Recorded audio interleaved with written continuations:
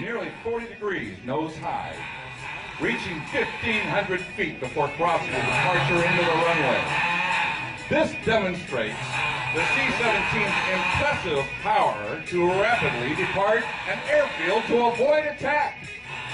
He's revving up his engine right now and he's getting ready to go. He's checking all his instruments. What do you think, Stu? Ladies and gentlemen, put your fingers in your ears, hang on to your toupees, dial down your hearing aids, because the big boy's taking the runway.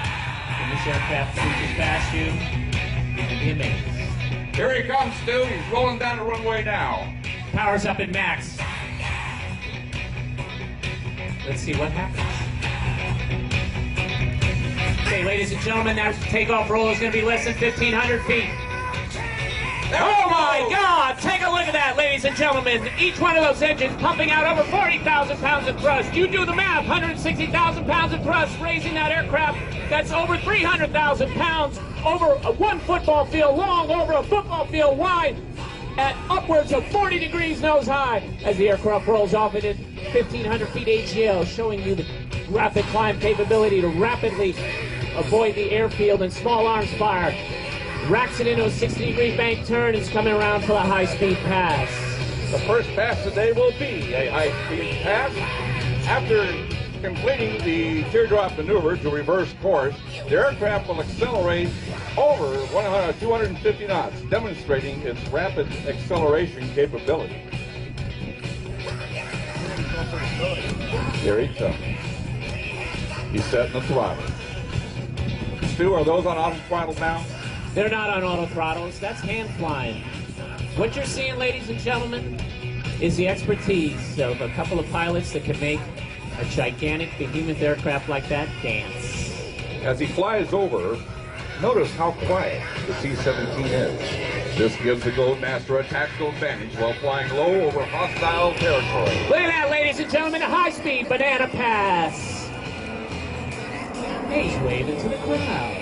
Racks it back into the tight 60-degree bank turn for another teardrop maneuver to set up for slow flight.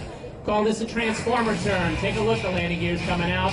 Flaps are going to extend as we crank it around back in the 60-degree bank turn. Look at it, it's just hanging in the sky. Empty, the C-17 weighs more than 280,000 pounds. So with maximum cargo and fuel loaded, that gross weight rises to almost 600,000 pounds. We routinely land on runways 3,600 feet long and only 90 feet wide.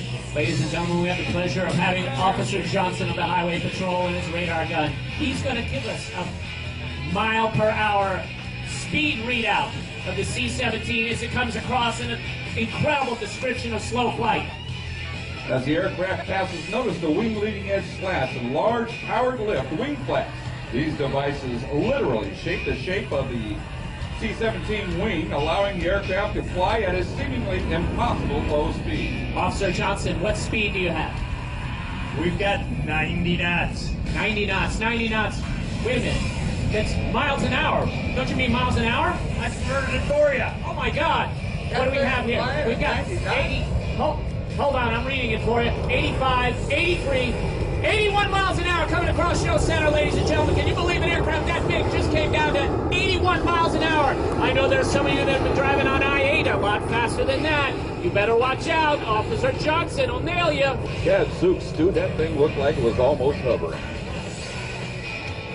That incredible aerodynamic capability and maneuverability of the C-17 is due to the incredible quadruple redundant digital flight control computers. Try that, saying that 10 times fast. I bet That. The C-17 made its inaugural flight in September 1991. Since then, the C-17 has set over 20 world records, including payload to altitude and time to climb. Boeing delivered the first operational C-17 to Charleston Air Force Base in June of '93. Ladies and gentlemen, the aircraft is coming across to show you a minimum diameter turn. The aircraft will enter the 360-degree turn at Show Center at 150 miles an hour and show you the tight turn radius. This aircraft is extremely agile at both high and low speeds, making it easy to operate in any tactical situation, including the delivery of paratroopers or heavy equipment. Ladies and gentlemen, that turn is less than 4,000 feet. Can you believe that an aircraft that's 300,000 pounds going 150 miles an hour is going to make a 360-degree turn in 4,000 feet? That's like getting in a stretch limo, driving 75 miles an hour and trying to do a U-turn on a 2-lane road. You think you can do it? I don't think so. C-17 can. Well, C-17 uses a quadruple fly-by-wire system to run its flight controls. Fly-by-wire means the aircraft's flight controls are computer-operated by inputs from the pilot's control sticks. That's right, Stu, I said control sticks, just like a little airplane.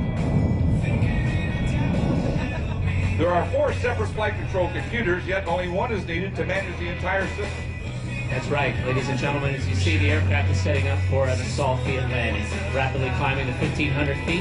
Going to roll around, set up for an assault landing. What does that mean? Short field landing.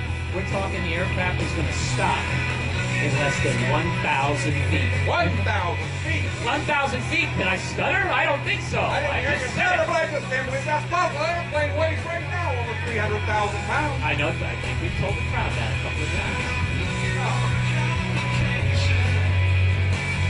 And while he's maneuvering, the short field capability allows the C-17 to land at over 6,000 more airfields worldwide than currently available to other aircraft like the C-5 Galaxy.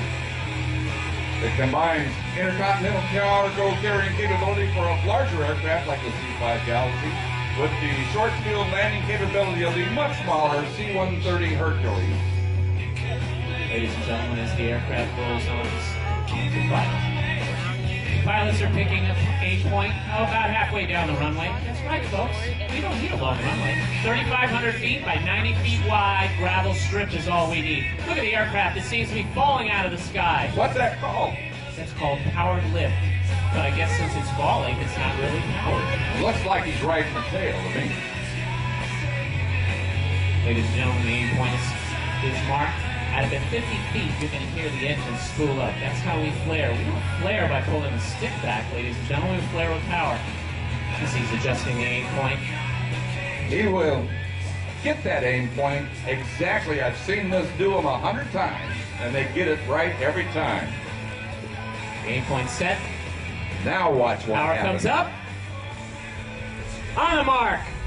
Now watch, ladies and gentlemen, a few capability the aircraft in the world can accomplish. Back up under its own power. The pilots are literally out of the seats, standing on the brakes, keeping the throttles in full thrust reverse and backing up. Look at the loadmaster in the left troop door. Give those guys a hand. Put your hands together. That's Master Sergeant Rick Fowler, one of the most experienced loadmasters of C-17. We don't have a rear view mirror, ladies and gentlemen. He's giving the crew He's directions. Giving him commands to turn left or right a little bit as he backs down the runway. Senior Master Sergeant Lonnie Kimball's working the panel. He's dropping the cargo ramp because, you know what? Master Sergeant Williams and myself, we're going to need a ride home. That's right. All the maneuvers you've seen today are representative of those flown by your air crews every day as they provide the global lift of an air carrier. Well, Stu, what do you say? Leo, we got a flight to catch. Ladies and gentlemen, it's been an honor. On behalf of the United States Air Force Reserve, the 452nd, the 729th Airlift Squadron, and the men and women of the West Coast Demonstration Team, thank you for your wonderful attention and enjoy the rest of the show. Thank you very much, ladies and gentlemen. We'll see you at the next air show.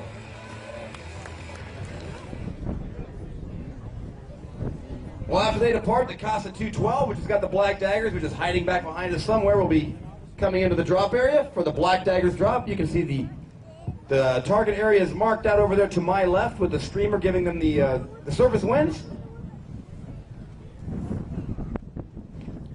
Colonel Rodriguez and Master Sergeant Williams getting onto the aircraft right now.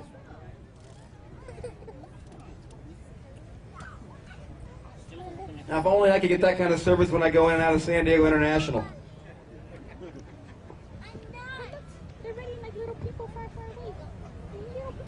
And I'll bet they don't lose their luggage either. That's just not fair. Please, another big round of applause for the C-17 guys. The finest C-17 demonstration team on the planet.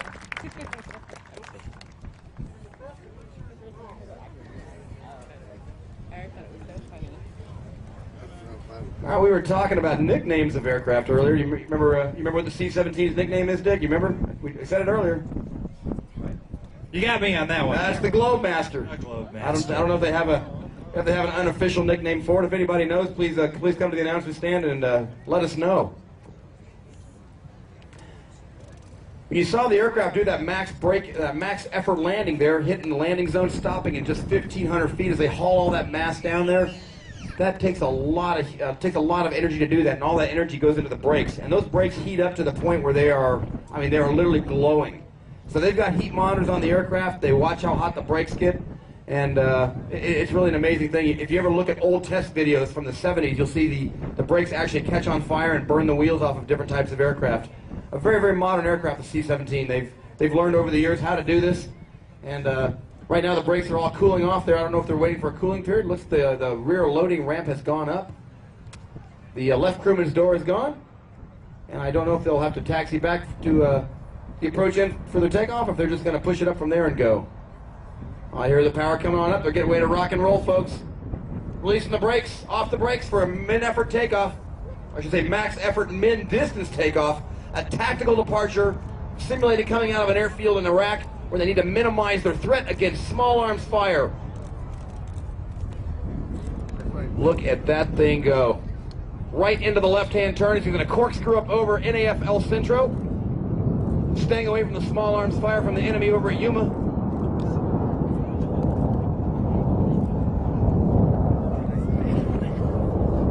Humans. 160,000 pounds of thrust coming out of those 4 engines combined as they spiral up over the head of NAF El Centro, folks. Take a look now as they come over the top of the chalet tents. A great view of the beautiful C-17 from March Air Reserve Base. Flown by Lieutenant Colonel Tim Harris and Lieutenant Colonel Keith Guillat.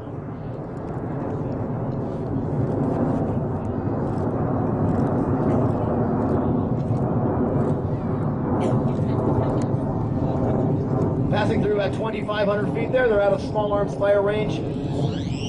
One more circuit, they'll be up, and then they'll be heading back to March. Probably getting back there in, I'm guessing, only about 35 minutes.